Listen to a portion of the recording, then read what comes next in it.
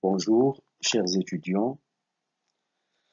Dans ce premier dossier, nous allons vous présenter une leçon de communication qui porte sur l'acte de parole, demander des informations à quelqu'un ou donner des informations à quelqu'un à propos de quelque chose ou de quelqu'un. Alors, les objectifs communicatifs de cette séance sont les suivants.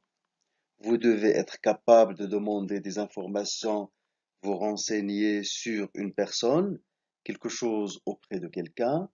Vous devez être en mesure de répondre à une demande d'information. Commençons donc par cette mise en situation. Je vous propose la lecture de ce petit dialogue entre Jamal et Ali. Jamal, tu as une idée? Est-ce que tu as une idée sur le contrôle de thermodynamique? Ali, absolument pas. On dit que le contrôle aura lieu après les vacances, mais rien n'est sûr. Nous devons aller en parler à notre professeur. Jamal et Ali frappent à la porte du bureau de leur professeur. Jamal, bonjour monsieur. S'il vous plaît, nous voudrions savoir quand et où l'examen de thermodynamique aura lieu. Le professeur, bonjour. La date est déjà affichée sur le site de la faculté. L'examen aura lieu le lundi prochain à 9 heures dans la salle A102. Jamal, combien l'examen va-t-il durer, monsieur? Le professeur, pratiquement 2 heures, de 9 heures à 11 heures. Ali, si vous permettez, monsieur, quels sont les chapitres concernés par l'examen? Le professeur, vous aurez 4 exercices en relation avec les chapitres 1 et 2. Ali, merci monsieur. Les deux étudiants sortent du bureau de leur professeur. Ali, où se trouve, où se trouve la salle A102? Comment y aller? Jamal, c'est facile à repérer.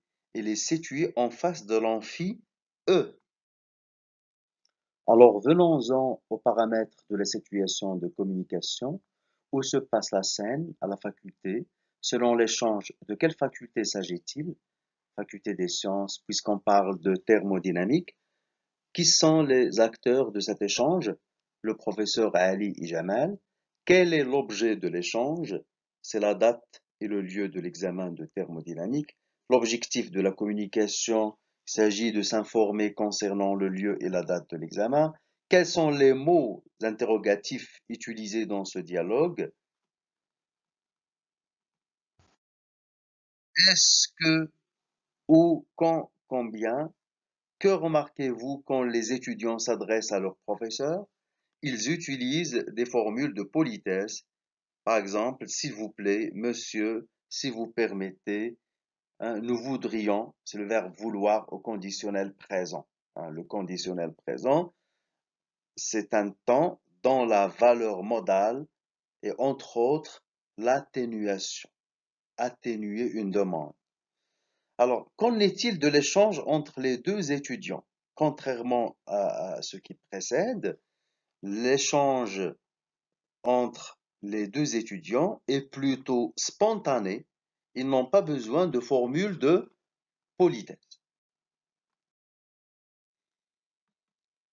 Mise au point. Pour demander des informations, des renseignements, il faut utiliser convenablement des adverbes ou des adjectifs interrogatifs comme le montre le tableau suivant.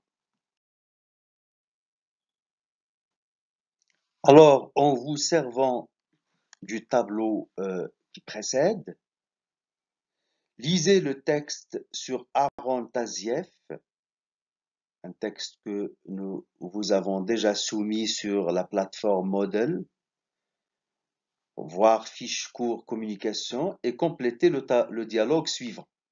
Donc Anas et Ali, un dialogue entre Ali et Anas. Donc Anas, Aaron Tazieff. Donc on va dire qui est Aaron Tazieff? Qui est Aaron Tazieff? Deuxième question posée par Anas. Quelle est sa date de naissance? Quelle est sa date de naissance? La troisième question posée par Anas sera formulée comme suit. Quelle est sa principale spécialité? Enfin, la dernière question posée par Anas. Qu'a-t-il développé dans ses recherches? Qu'est-ce qu'il a développé dans ses recherches? Demandez, donner des informations sur son établissement. La faculté des sciences d'Al-Meraz, FSDM, créée en 1980, est située sur le campus universitaire d'Al-Meraz et s'étend sur une superficie de 6 hectares, dont 4 construits. Elle dessert principalement la région de Fès-Boulmane. La faculté des sciences d'Al-Meraz est un établissement d'enseignement supérieur à accès ouvert. L'accès est réservé aux bacheliers scientifiques et techniques sans sélection, sauf pour les filières licences mathématiques et informatique où un bon niveau en mathématiques et en physique est exigé. Le système d'enseignement est le système LMD. La FSDM délivre les diplômes suivants: DUG, 2 ans, licence en 3 ans, master en 5 ans, le doctorat en 8 ans. La FSDM est organisée en 6 départements: mathématiques, physique, chimie, biologie, géologie, informatique et une unité langue et communication. 294 enseignants-chercheurs y dispensent des formations menant à des diplômes de licence professionnelle, master ou master spécialisé et doctorat. La FSDM assure la formation de près de 9000 étudiants, dont 2150 nouveaux inscrits en 6 filières licence fondamentale, 6 filières licence professionnelle, 15 filières master, 78 filières master spécialisées et 6 formations doctorales. C'est un extrait tiré du site de la faculté des sciences d'Almaz. Alors, pour répondre à une demande d'information à propos de votre faculté, vous avez besoin des structures et du lexique suivant. La FSDM est une faculté créée en 1980. On peut reformuler cette phrase en disant la date de création de la FSDM est la FSDM a ouvert ses portes en, etc. La FSDM a été inaugurée. La FSDM a démarré en 1980. Elle se situe sur le campus universitaire d'Almeraz. On peut reformuler cette phrase en disant elle fait partie du campus universitaire. La FSDM est un établissement à accès ouvert. On dit accès ouvert. Le contraire de accès ouvert, c'est accès régulé, accès limité, comme c'est le cas de la FST, par exemple, de l'ENSA, de la faculté de médecine, de l'ENSAM de Meknes, des classes préparatoires, et j'en passe. Alors, l'accès à la FSDM n'est pas soumis à une sélection. Tout étudiant titulaire d'un baccalauréat scientifique a le droit de s'inscrire à la faculté des sciences d'Almeras. Donc, cet accès qui vient accès, le mot accès qui vient du verbe accéder, cet accès n'est pas sélectif. Le système d'enseignement est le système LMD, c'est-à-dire que la FSDM adopte le système licence, L, licence, M, master et D, doctorat, LMD. La FSDM comporte 6 départements, 294 enseignants. On peut dire le nombre des enseignants-chercheurs s'élève à 294. L'établissement délivre, c'est le verbe délivrer, des diplômes comme la licence fondamentale, la licence professionnelle, le master et le doctorat. La FSDM assure la formation de près de 9000 étudiants. Voici un petit exercice. En vous basant sur les éléments relevés du texte, produisez un dialogue entre un ancien étudiant et un nouvel étudiant qui vient de s'inscrire à la faculté. Utilisez convenablement les mots interrogatifs. Voici quelques formules pratiques à retenir. Comment demander des informations pratiques? Dans la rue, à un inconnu ou à une inconnue. Pardon, monsieur, pardon, madame, pourriez-vous, Est-ce que vous pourriez me dire, est-ce que vous pourriez me dire où se trouve la gare? Excusez-moi, à quelle heure? Comment? Quand? Excusez-moi, madame, excusez-moi, monsieur, je cherche la librairie X par exemple. Je cherche l'hôpital Y. Excusez-moi, madame, excusez-moi, monsieur, où est la gare ferroviaire? À quelqu'un dont le rôle est de donner des informations, par exemple une réceptionniste ou un vendeur. Où est le rayon prêt-à-porter, s'il vous plaît? Remarquez l'utilisation des formules de politesse, s'il vous plaît.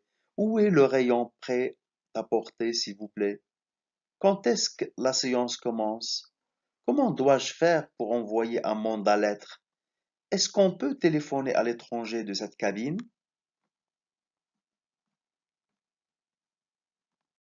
Sur cette diapositive, vous avez d'autres situations de communication et vous avez également quelques formules valables pour les dites situations. Des formules que vous pouvez vous-même utiliser dans différentes situations de communication.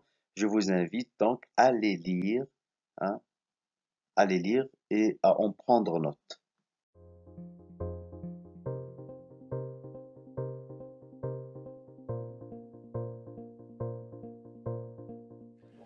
Covid-19, qu'est-ce que c'est? Covid-19, ça veut dire maladie infectieuse liée au coronavirus 19. C'est un virus qui s'appelle le SARS-CoV-2 pour syndrome aigu respiratoire sévère à coronavirus 2. Ce virus, il est retrouvé chez la chauve-souris et on pense qu'il y a un autre animal qui sert d'intermédiaire dans le passage de la chauve-souris à l'homme. On connaît déjà 6 autres coronavirus chez l'homme, le plus souvent responsables d'infections banales, des rhinites, des rhinopharyngites, des rhumes, et 2 virus qui donnent des infections pulmonaires graves. La maladie a une durée d'incubation de 5 jours, c'est le temps entre le moment où on est en contact avec le virus et le moment où on développe des symptômes. Et on est contagieux pendant qu'on a des symptômes et la veille du début des symptômes. Cette maladie, ce virus est responsable de formes asymptomatiques, de gens qui portent le virus mais qui ne sont pas malades. Il peut aussi être responsable d'infections bénignes, rhinite, rhinopharyngite, de maux de tête, de conjonctivite. Il existe également des formes sévères avec des infections pulmonaires, des pneumonies interstitielles qui peuvent évoluer jusqu'au décès. Une des caractéristiques de ces infections pulmonaires est qu'elles surviennent après 7 jours de symptômes mineurs.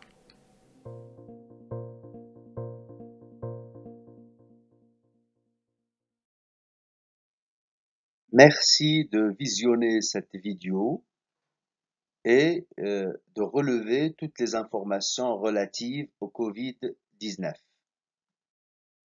Voici des liens pour aller loin. Alors, essayez de visionner la vidéo. Vous avez ici le lien, il suffit de cliquer dessus. Et vous avez un autre site, LangFR, c'est un site très intéressant où vous allez trouver beaucoup de ressources, notamment des dialogues. Vous pouvez en tirer profit. Nota bene, notez bien, dans le point de grammaire, nous étudierons l'interrogation directe et l'interrogation indirecte. Merci de votre attention.